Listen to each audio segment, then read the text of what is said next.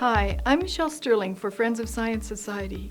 On March the 2nd, 2017, Timothy Lane, the Deputy Governor of the Bank of Canada, gave a speech about the impact of climate change. He entitled it Thermometer Rising, and he claimed that the Fort McMurray wildfires of 2016 were caused by climate change.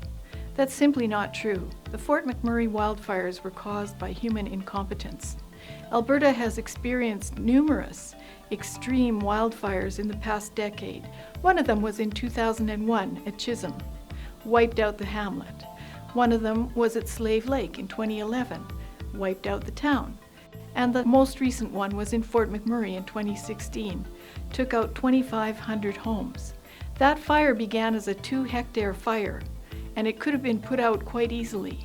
And in fact, who can forget Brian Jean, the Wildrose opposition leader, begging Premier Notley to put air support to put out that fire, and she called it fear-mongering. And the members opposite should stop the fear-mongering. Hours later, his house and that of 2,500 other Fort McMurray residents burned to the ground, and 100,000 people had to run for their lives in evacuation.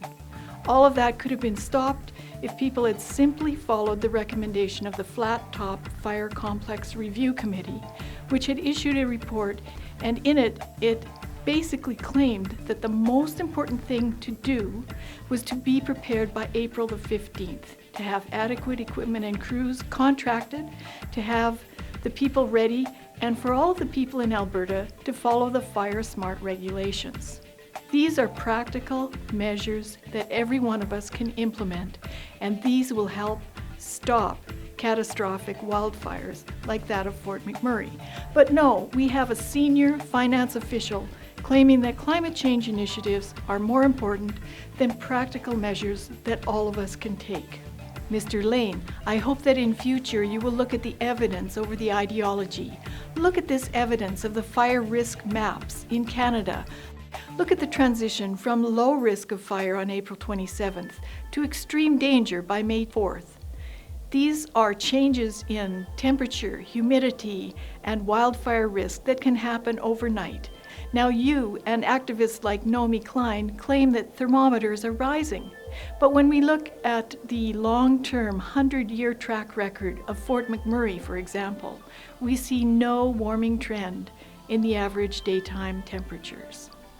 So claims of thermometers rising and global warming seem to be driven by activists and not by evidence. And in fact, even though the World Meteorological Organization claimed that 2016 was the hottest year on record, if you take the actual margin of error, we may have had global warming of a minuscule degree, or global cooling.